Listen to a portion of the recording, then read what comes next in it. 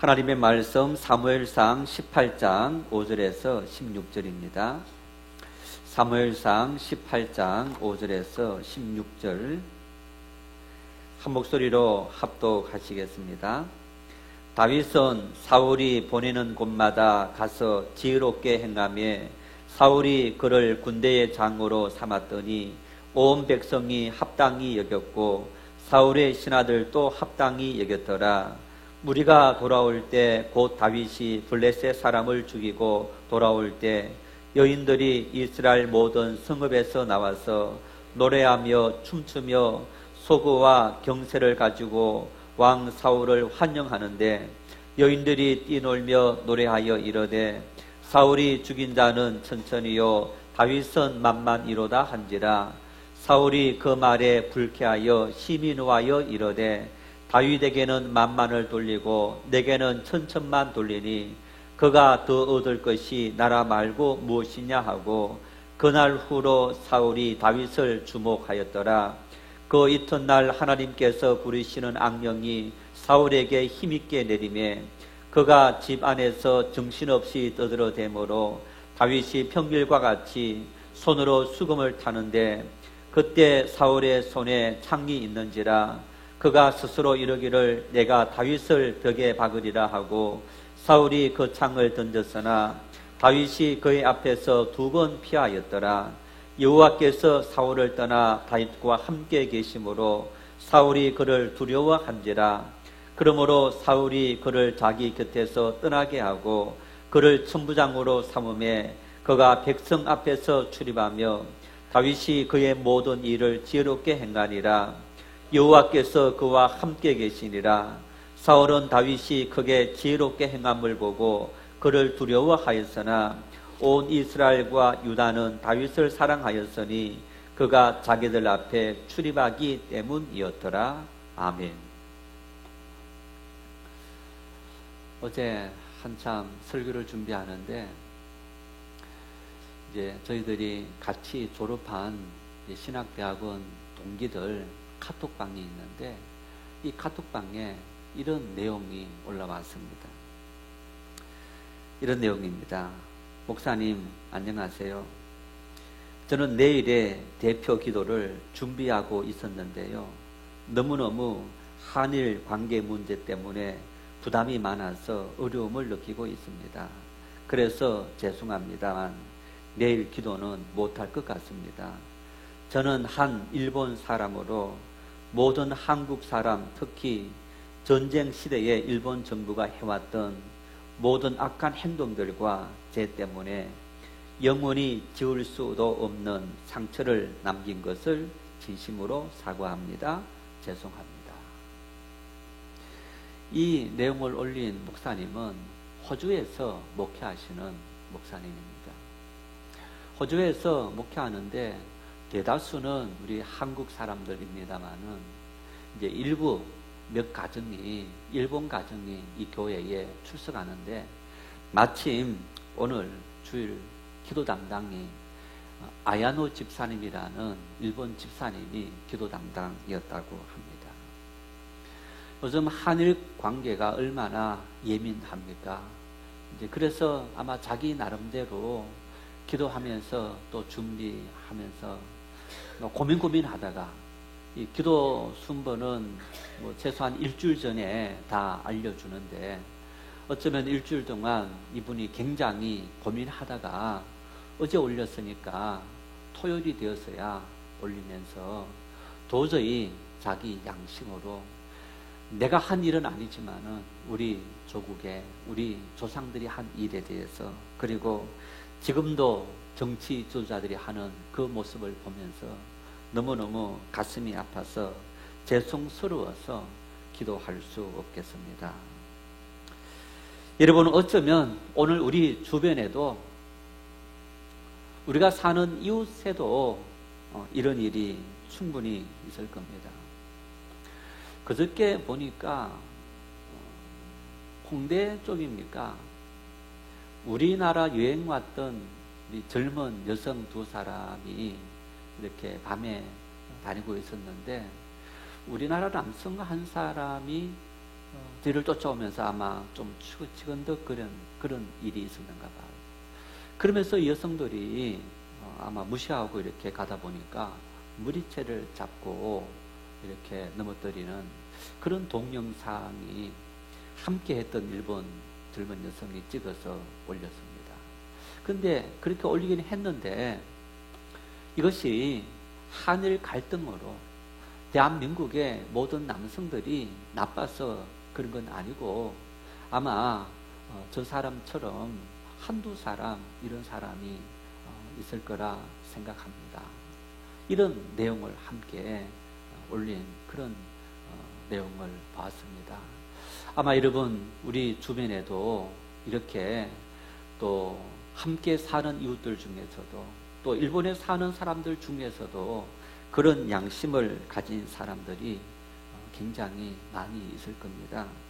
비록 정부는 지수미아 폐기 등 강대강의 대응을 할지라도 우리 교회와 성도는 이런 선한 이들의 마음까지도 다치지 않도록 뿐만 아니라 우리의 마음이 선한 마음들이 다치지 않도록 함께 기도해야 될 사명이 주어져 있는 겁니다.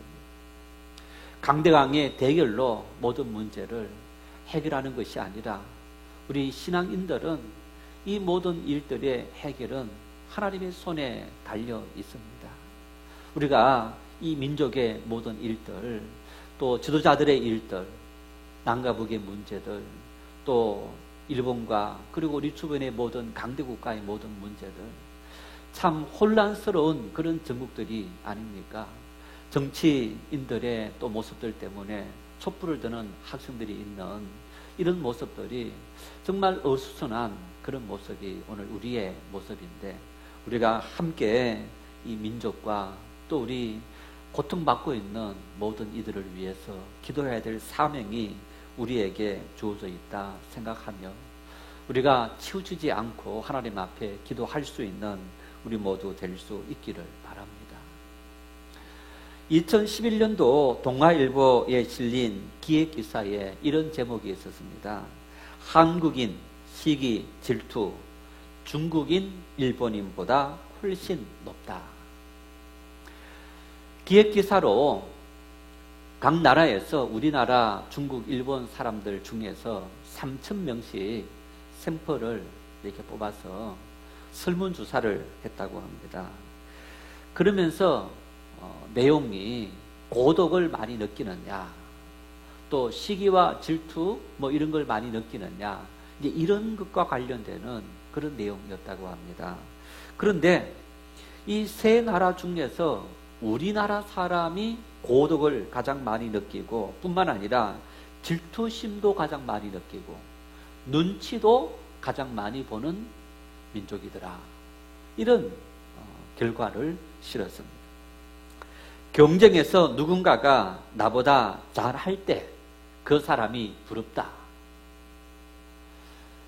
부럽다는 얘기는 굉장히 좀 좋은 말로 쓴 거고 조금 나쁜 의미로 쓴다면 다른 사람이 경쟁에서 나보다 훨씬 잘할 때 뭔가 시기와 질투심이 느껴진다. 어쩌면 이런 표현이 조금 더 적나라한 표현인데 이런 질문을 던졌는데 우리나라 사람의 지수는 5점 만점에 3.7점이었고 중국 사람은 3.49, 일본 사람은 3.09였다고 합니다. 뭐 큰 차이가 아닌 것 같지만은 일본 사람과 우리나라 사람은 0.6 정도의 차이가 날 정도로 뭐 5점 만점에 굉장히 많은 차이가 난다라고 할 수 있는 그런 모습인 것을 우리가 볼 수 있습니다. 그래서 이런 우리나라 사람의 모습을 잘 표현해주는 속담이 있지 않습니까? 사촌이 땅을 사면 배가 아프다. 혹시 아침에 교회 오시면서 배 아프신 분 안 계십니까? 네. 정말 사촌이 논을 사면, 땅을 사면, 잘 되면 축하해주고 박수해주고 함께 기뻐해줘야 할 텐데 우리는 배가 아플 정도로 시기와 질투심에 빠지는 그런 민족이더라. 여러분, 그런데 또 이런 자료도 있습니다. 어떤 사람이 시기와 질투가 큰가? 어리석은 사람이 시기와 질투심이 큰가? 그게 아니더라는 얘기입니다.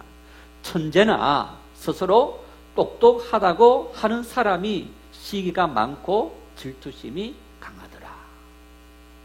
어쩌면 우리나라가 근래 100년 동안에 후진국에서 선진국으로 급속 성장한 배경 속에는 이런 어떤 경쟁심, 그리고 잘 살아보자라는 그런 마음들과 뒤처지 말아야지 하는 그런 시기와 질투심이 한몫했다 해도 과언이 아닐 겁니다.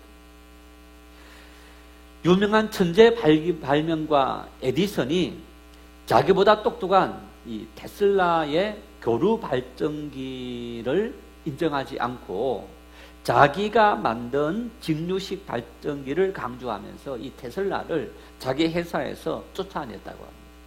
질투심 때문에.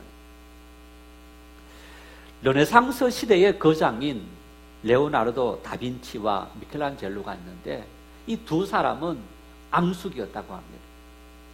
항상 상대방이 잘 되는 일에 대해서 시기와 질투심을 가지고 늘 경쟁 상태에 있었다.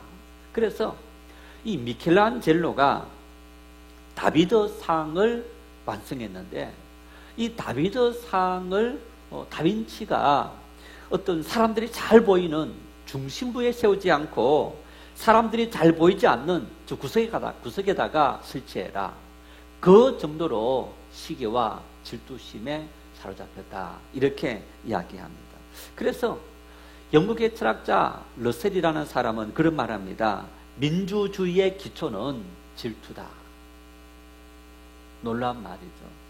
민주주의의 기초는 정의다, 사랑이다, 자유다 이렇게 말하지 않고 민주주의의 기초는 질투다 이렇게 말합니다. 어쩌면 여러분 이 말은 여러 의미가 담겨져 있는데 경쟁이라든가 또 발전이라든가 그 모든 일들을 가능하도록 만든 일들이 바로 우리 속에 있는 그런 시기와 질투심, 이런 마음들이 유발되어질 때 뭔가 우리가 더 발전적으로 나아갈 수 있는 그런 원동력이 된다는 사실을 우리는 분명하게 볼 수 있는 겁니다. 여러분, 그런데 문제는 이런 시기와 질투가 개인의 명성을 위하고 패거리를 형성하기 위한 수단이 된다면 민주주의의 발전을 가져오지 못하고 개인의 발전도 도모하지 못할 뿐 아니라 민주주의도 파괴하고 개인도 파괴하더라 하는 것을 우리가 또한 역사적인 사실을 통해서 확인할 수 있더라는 겁니다. 독도, 사람을 죽이는 독이라도 잘 쓰면, 잘 사용하면 양약이 된다 하는 말이 있지 않습니까? 이 시기와 질투가 잘 활용되어지면 우리를 발전하게 만드는 원동력이 되기도 하는데 이것을 잘못 사용하게 되면 발전은커녕 우리를 패망하게 만드는 그런 지름길이 되더라. 너무너무 같은 일이지만 역설적인 그런 모습을 우리가 볼 수 있습니다.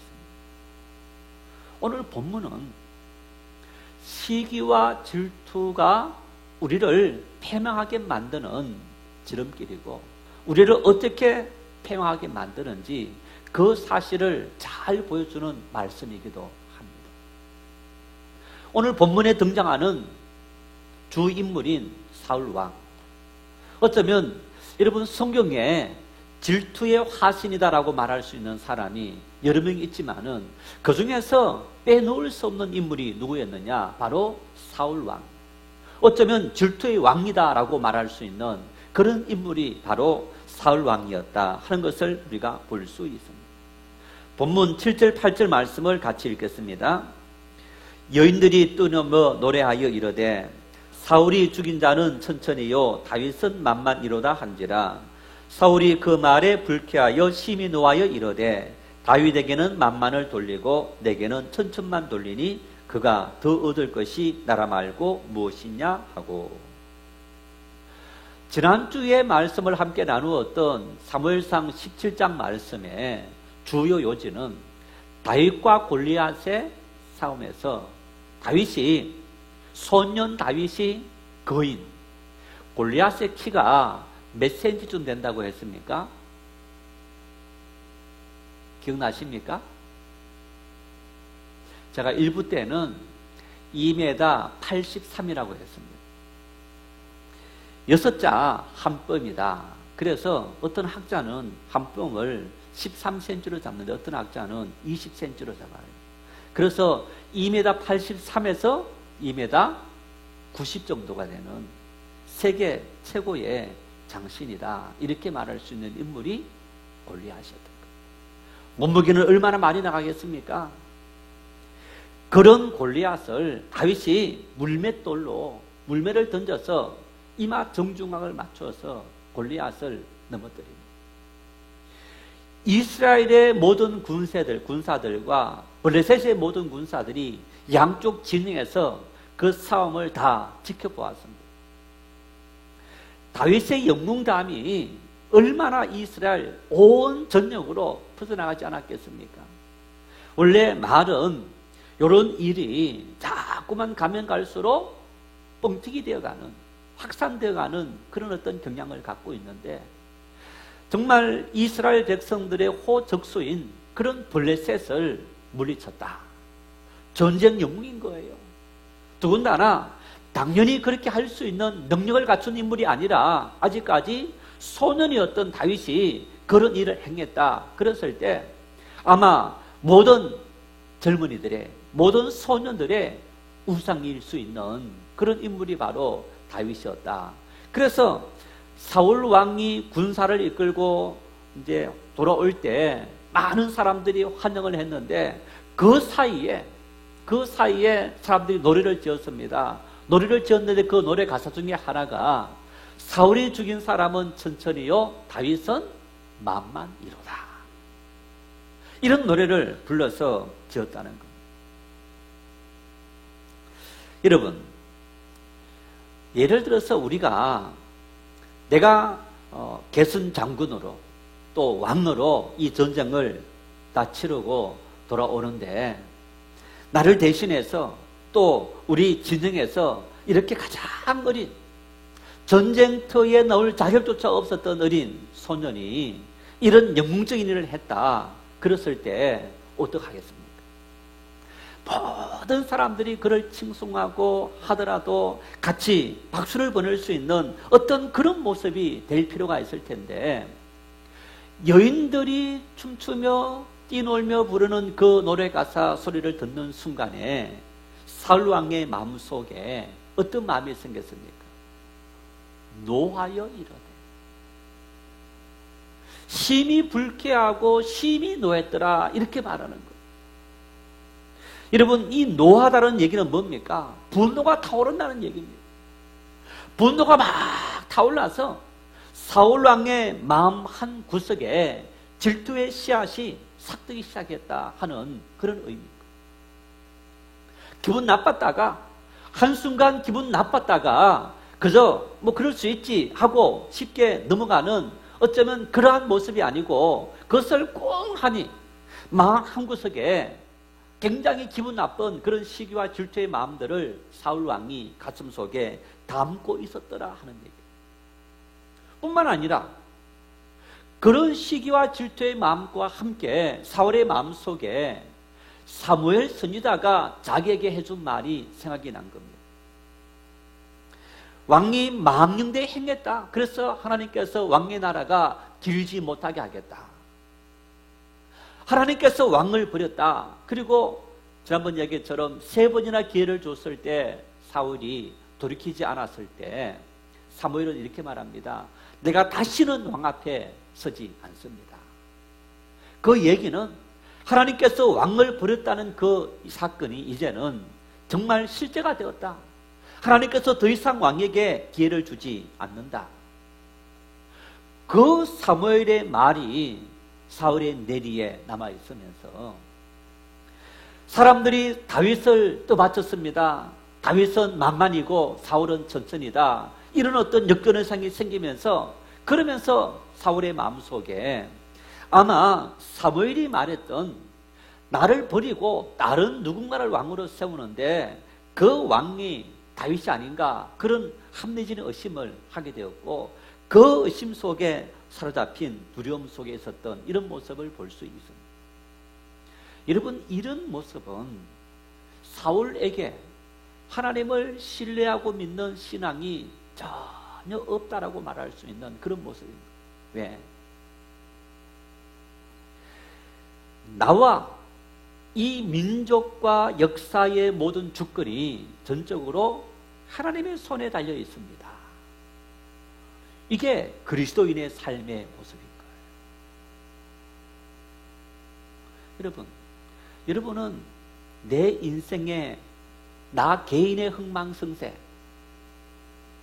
내 개인의 잘되고 못되고 또 힘들고 편안하고 병들었고 건강하고 살고 죽는 이 모든 것이 전적으로 하나님의 손에 달려 있습니다. 인정하십니까? 인정하세요? 우리가 인정한다면 어떤 삶을 사느냐? 감사해야 됩니다.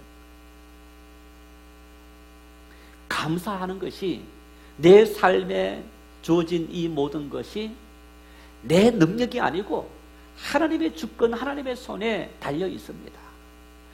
우리 장로교 신앙의 가장 핵심이 하나님의 절대 주권을 인정해라, 이겁니다. 사울 왕은 하나님께서 나를 왕에 세웠는데, 나를 왕으로 세우시고 왕으로 두시는 것도, 또 나에게서 왕위를 옮기는 것도, 그것은 전적으로 하나님의 손에 달려있다. 그 사실을 전적으로 인정해야 되는데 사울은 그 사실을 인정하지 않았던 겁니다.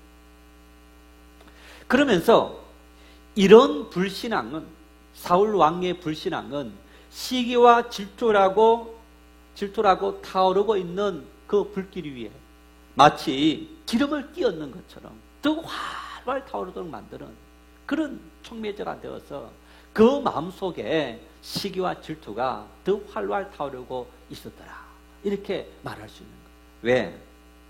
9절 말씀에 이렇게 말하기 때문입니다. 9절 말씀을 같이 읽겠습니다. 그날 후로 사울이 다윗을 주목하였더라. 요 순간 후로 돌아올 때 사울은 천천히요, 다윗은 만만 이루다 하는 그 사건을 경험하고 그 시기와 질투심이 생기면서 그 다음에 저가 이제 나 대신 나라를 빼앗는 것밖에 남아있지 않다, 그런 마음이 생긴 이후에 계속적으로 다윗에 대해서, 그 일에 대해서 주목했더라라는 얘기예요. 여러분, 이 주목했다라는 얘기는 어떤 얘기냐면요, 시기와 질투의 시선으로 관찰하며 살폈다라는 얘기입니다. 내 마음속에, 사울왕의 마음속에 다윗을 시기하는 마음, 그 시기와 질투의 마음들을 그래, 그럴 수 있어 하고 한순간의 감정으로 지나간 것이 아니고 그 감정을 계속적으로 사울왕의 마음속에 품고 있었다, 이 말이 바로 주목하였더라, 이 이야기인 거예요. 여러분, 이것이 얼마나 끔찍한 결과를 낳는다는 것을 우리는 창세기의 사건을 통해서 알 수 있는데, 창세기 4장에 가인과 아벨 사건이 등장합니다. 에덴 농산에서 추방당한 아담이 두 아들을 낳았습니다. 가인과 아벨이었습니다. 가인은 농사한 사람이었고 아벨은 양치는 사람이었는데, 때가 되어서 두 사람이 자기 소산물을 가지고 하나님 앞에 제사를 드립니다. 그런데 하나님께서 아벨과 그의 제사는 받으셨는데 가인과 그의 제사는 받지 않았다, 이렇게 말합니다. 하나님께서 내 제사는 받지 않고 동생 아벨의 제사와 아벨은 용납하는 그 마음을 가지면서 형 가인의 마음속에 분노가 활활 타올랐던 겁니다. 분노가 막 활활 타올라서 이 성경에 보면 이렇게 말합니다. 몹시 분하여 안색이 변했다, 이렇게 말합니다. 왜 그런 거겠습니까? 시기와 질투심 때문에. 하나님께서 어떻게 저 동생 아벨의 제사는 받으시고 내 제사는 받지 아니하시느냐? 그 분노, 시기와 질투가 분노가 돼서 활활 타오르고 있었던 것.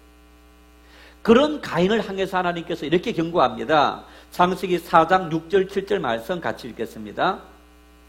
여호와께서 가인에게 이르시되 내가 분하여 함은 어찌 됨이며 안색이 변함은 어찌 됨이냐?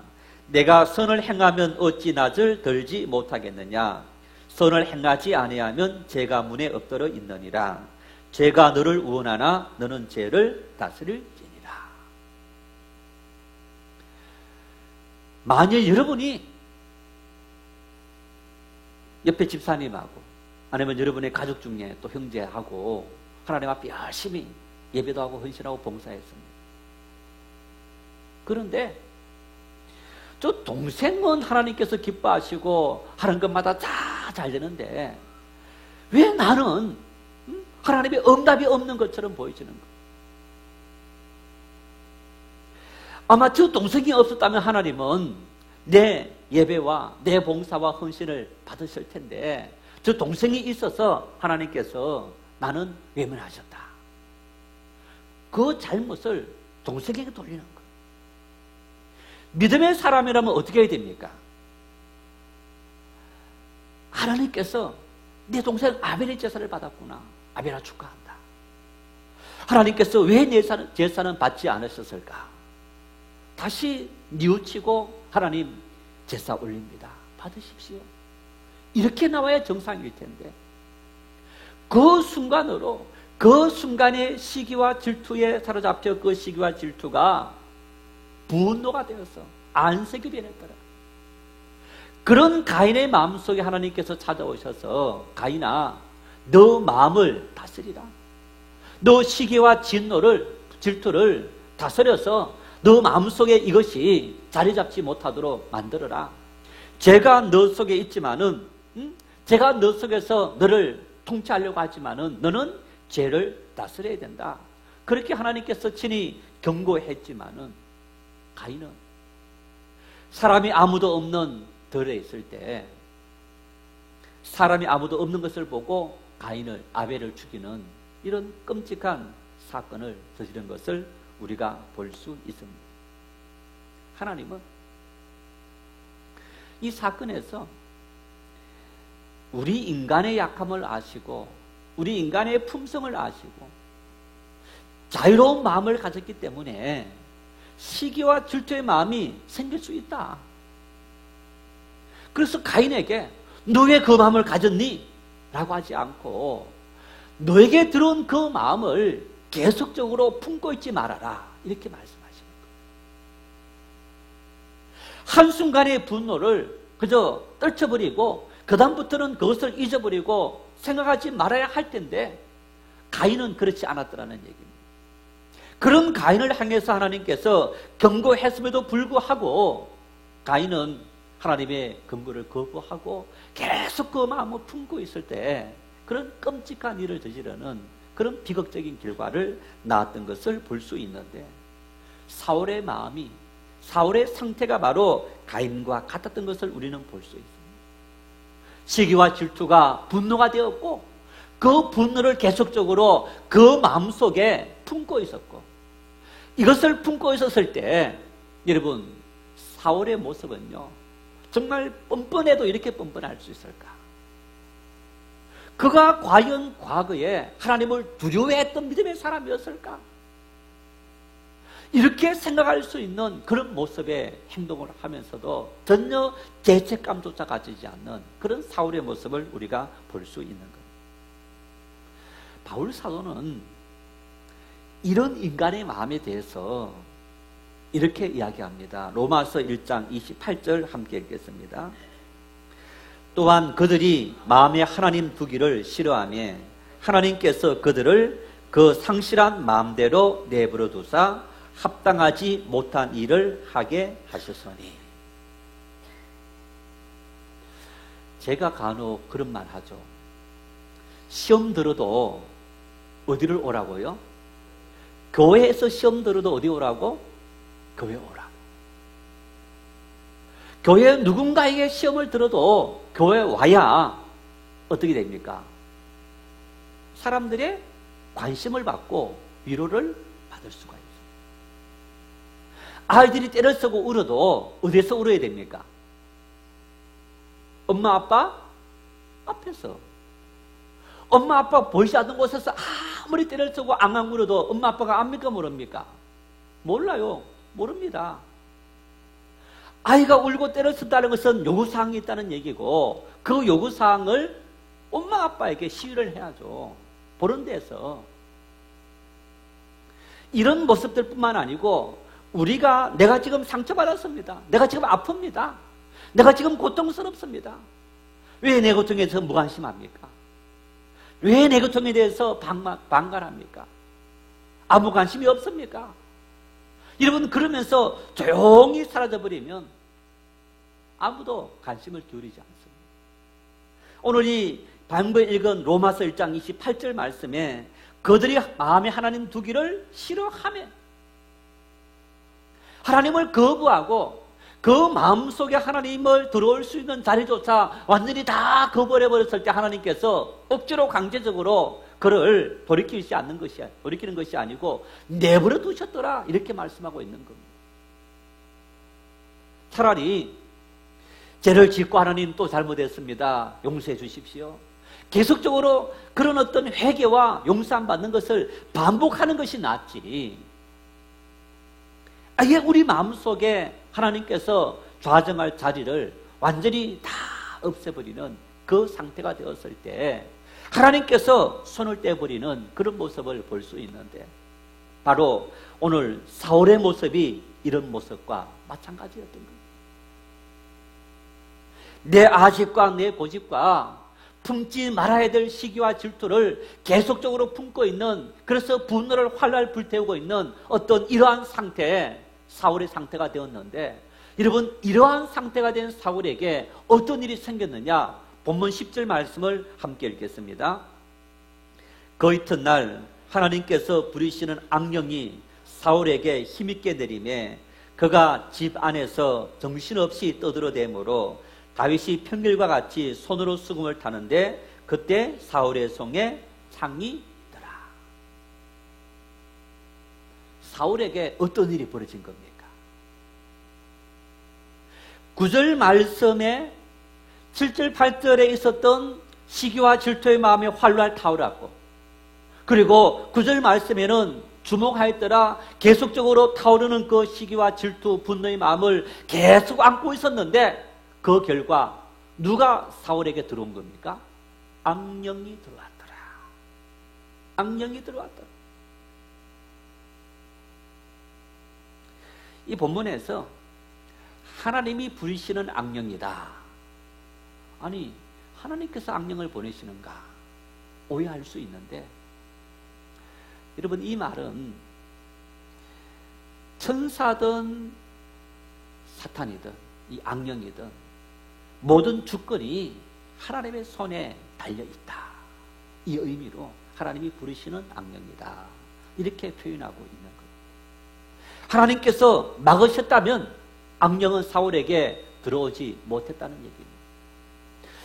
하나님께서 사울을 기름 부어 왕으로 세울 때 하나님의 신이 사울과 함께 했습니다. 그러자 사울이 다른 선지자들처럼 예언도 했더라. 그렇게 말합니다. 그러나 교만한 사울이 계속적으로 하나님을 거부하는 그런 행동을 하게 되자 하나님의 신이 사울을 떠났더라. 하나님의 신이 떠나버린 그 순간부터 여러분, 이 말씀처럼 악령이 들어올 수 있는 그런 기회, 그런 자리가 마련되어졌더라 하는 것을 우리가 볼 수 있습니다. 만일 하나님께서 사울에게 함께 하셨고 사울에게 파수꾼을 세우셔서 그를 지켰다면 감히 악령이 들어올 수 없었을 텐데 하나님의 신이 사울을 떠나버립니다. 그리고 그 마음속에 시기와 질투로 인한 분노가 생기고 이 분노를 계속적으로 품고 있자 어떤 일이 생겼느냐? 바로 사울에게 악령이 들어가서 자기가 감당치 못하는 그런 일들로, 그런 사람으로 변해버린 이런 모습을 볼 수 있습니다. 여러분, 이러한 모습에 대해서도 후에 예수님께서 잘 비유로 설명합니다. 마태복음 12장에 서기관과 바리새인 몇 사람이 예수님에게 찾아와서 선생님, 우리에게 표적 보여주기를 원합니다. 그런 요청을 합니다. 그때 예수님께서 내가 너희들에게 요나의 표적밖에는 보여주지 못한다 하면서 이 세대가 어떤 세대이냐, 그러면서 그 세대를 비유로 표현하면서 마태복음 12장 45절에 이렇게 말씀합니다. 함께 읽겠습니다.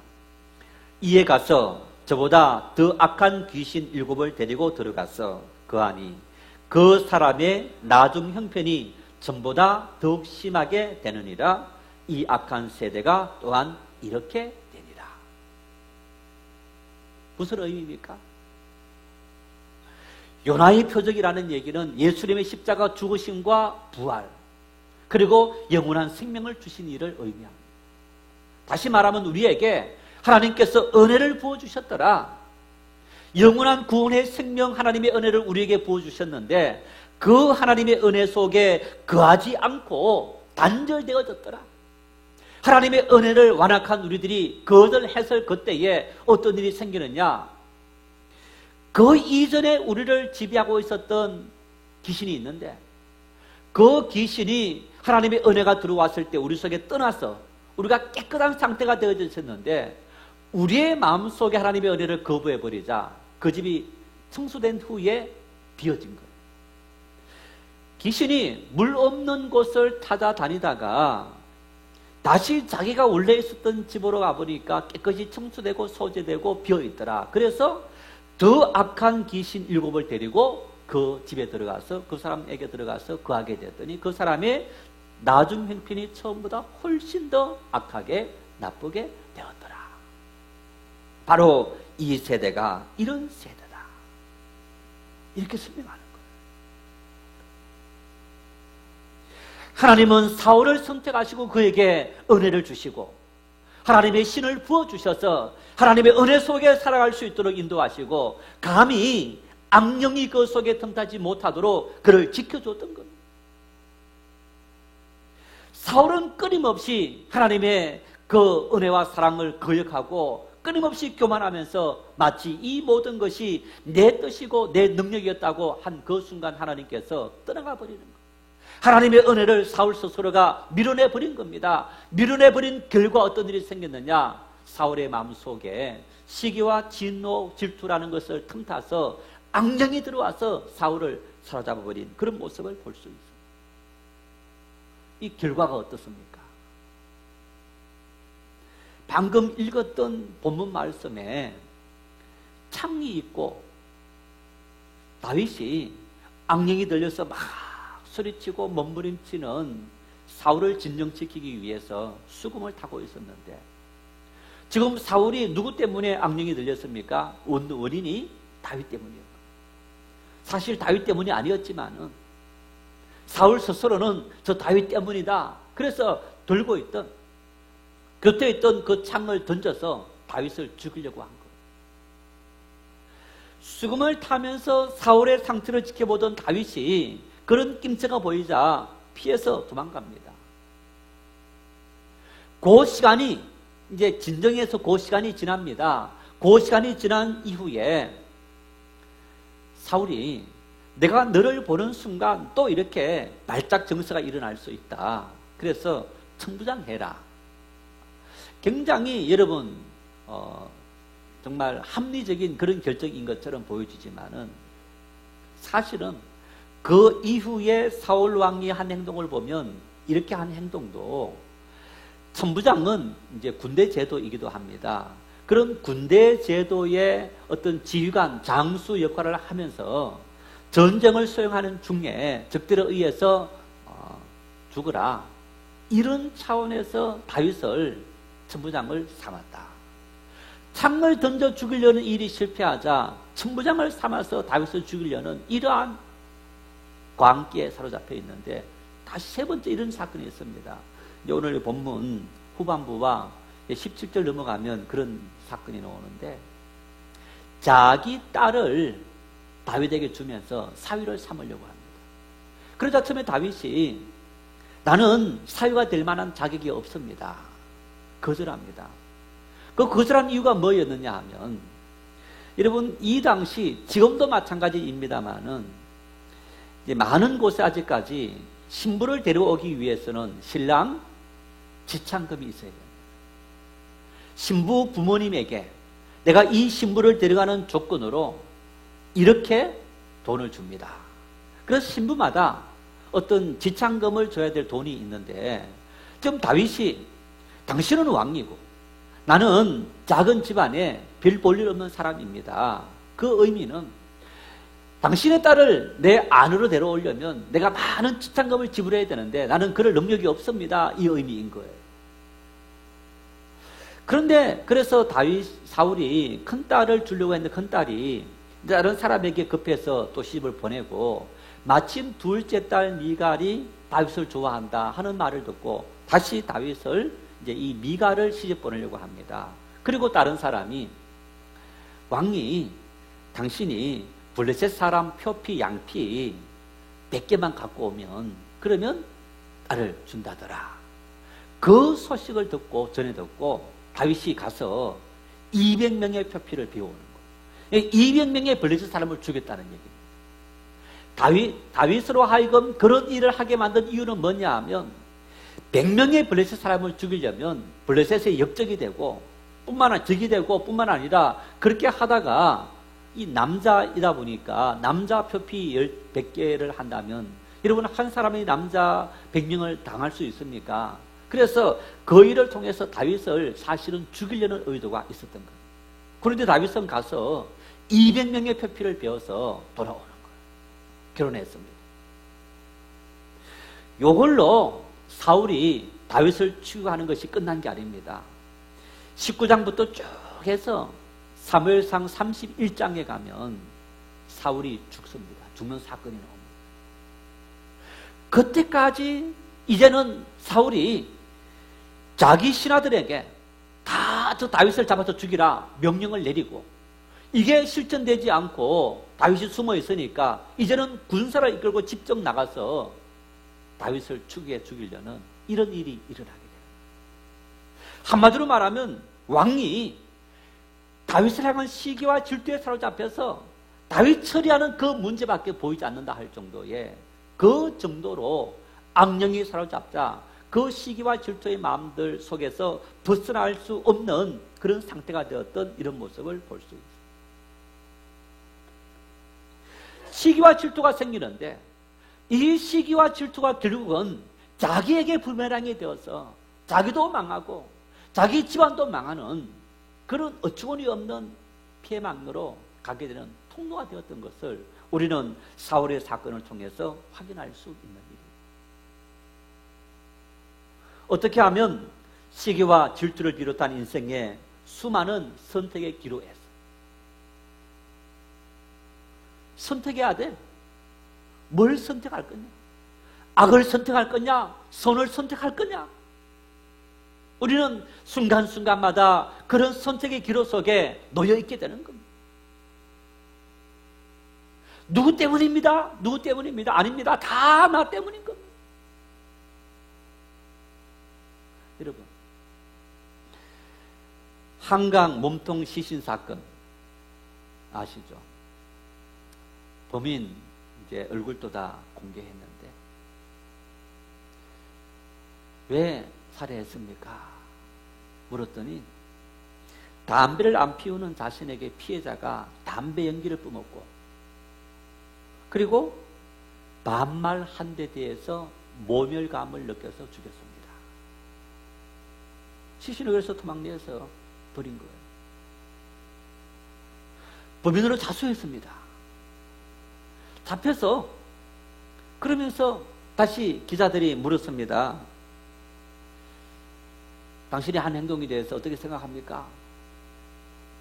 아무리 생각해도 상대방이 죽을 짓을 했습니다. 이렇게 답변했다는 거 아닙니까? 모멸감 당할 수 있습니다. 느낄 수 있습니다. 충분히 느낄 수 있죠. 어떤 문제가 찾아와서 우리로 하여금 나는 아무런 잘못이 없는데 누군가로 말미암아 분노가 생길 수 있습니다. 삶을 살아가면서 나 혼자 살아가는 세상이 아니고 끊임없이 우리는 관계성 속에서 살아가는 세상이기 때문에 심지어 부부 사이에, 부모와 자식 사이에도 우리는 어떤 피해를 주고 피해를 당할 수 있는 그런 상황 속에서 살아가고 있는 겁니다.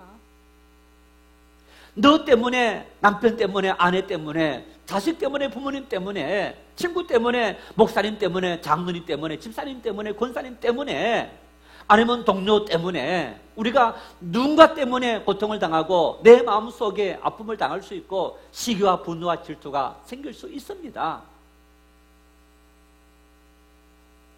생긴 이후에는 내 책임인 거예요. 그것을 다스리느냐 다스리지 못하느냐는 내 책임이라는 얘기입니다. 그 분노의 마음을 우리가 교육을 통해서 윤리와 도덕을 배우는 이유가 뭡니까? 하나님의 말씀을 통해서 우리가 하나님 말씀을 듣는 이유가 뭡니까? 이러한 세상을 살아가면서 우리를 보호하기 위해서, 너를 보호하기 이전에 먼저 나를 보호하기 위해서 우리는 우리의 마음을 다스리고 우리의 심령을 다스리고 우리의 상태를 다스릴 필요가 있다는 얘기입니다. 우리가 원치 않지만 우리에게는 이러한 고통이 찾아오고 이러한 분노가 찾아올 수 있는데 그 분노에 나를 맡겨버릴 거냐 아니면 그 분노를 다스릴 거냐, 그 모든 책임, 그 모든 선택은 바로 내 몫이라는 얘기. 어떻게 하면 우리가 이렇게 시기와 질투로 인해서 분노에 사로잡히고 분노하는 순간 이것을 통로로 삼아서 악령이 들어와서 우리를 억압하고 우리를 나쁜 삶을 살아가고 결국에는 우리를 망하게 만드는 그런 통로가 되어지는데 우리가 어떻게 하면 이 모든 일에서 벗어날 수 있느냐? 오늘 본문 14절 말씀을 보십시오. 같이 읽겠습니다. 다윗이 그의 모든 일을 지혜롭게 행하니라. 여호와께서 그와 함께 계시니라.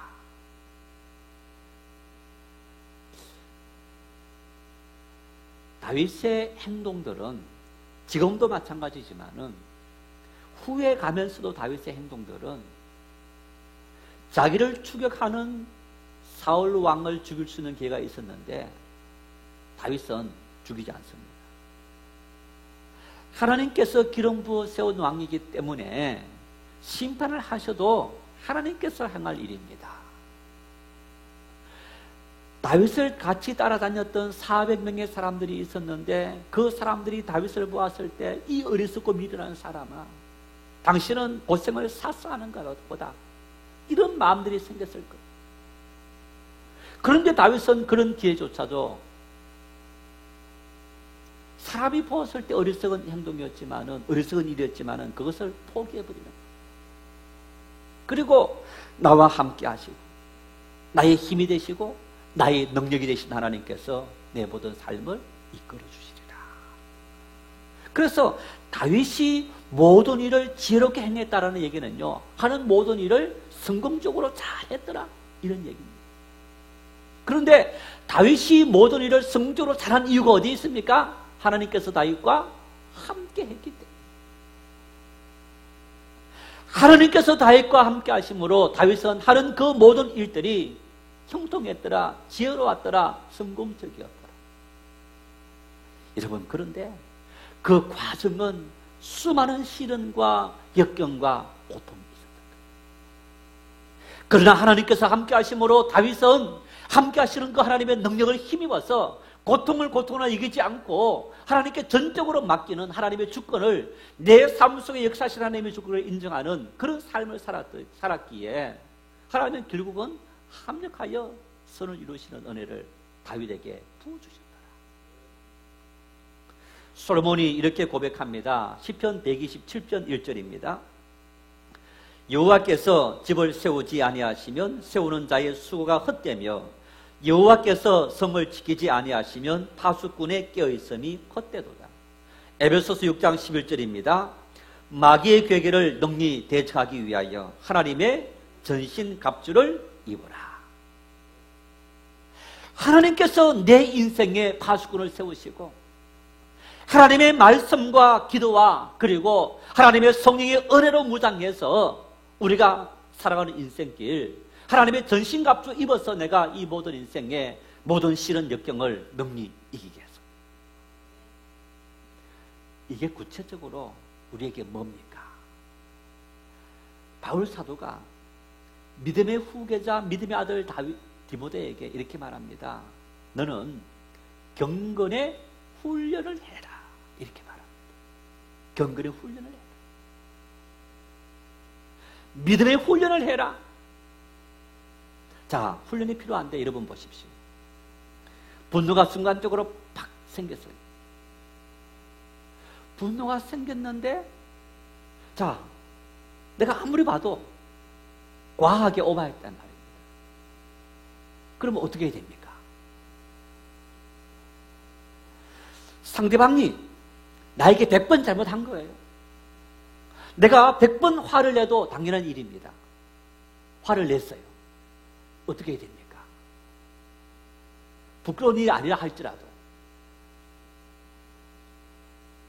믿음의 사람은, 그리스도인은, 경건의 훈련을 한 사람은 어떤 마음을 가져야 되느냐? 내가 순간적으로 시기와 질투로 분노에 타오르다 할지라도 나도 알지 못하는 순간에 작동한 거예요. 그 순간 마치 스프링클러처럼 화재가 일어나면 스프링클러가 자동으로 작동하는 거예요. 하는 것처럼 하나님의 말씀이, 하나님의 은혜가 사랑해야지, 용서해야지, 그 말씀이 분노하고 시기하고 막 일어나는, 불길처럼 일어나는 그 마음속에 확 덮쳐가고, 이 훈련이 필요한 거예요. 이 믿음의 훈련이 경건의 훈련인 거예요. 우리 삶을 넘어뜨리려는 수많은 시도들이, 시기와 질투로부터 시작해서 시련들이 다가올 때, 여러분, 그 모든 것을 지키는 파수꾼이 하나님의 은혜요, 말씀이요, 성령의 인도하심인데, 그것이 내 속에서 작동되어지기 위해서 우리에게 경건의 훈련이 필요하더라. 믿음의 훈련이 필요하더라. 내 속에 분노가 활활 타오를 때 가인과 아벨의 사건을 떠올리고 사울의 사건을 떠올리면서 내가 가인처럼, 사울처럼 이렇게 이 문제로 말미암아 패망하는 어리석은 삶을 살지 말아야지, 이 삶 속에서도 하나님께서 나와 함께 하신다는 사실을 믿고 하나님 앞에 원수 갚는 것조차도 나는 전적으로 맡깁니다. 그 믿음의 고백을 가지고 살아가야 될 존재가 바로 그리스도인들이다.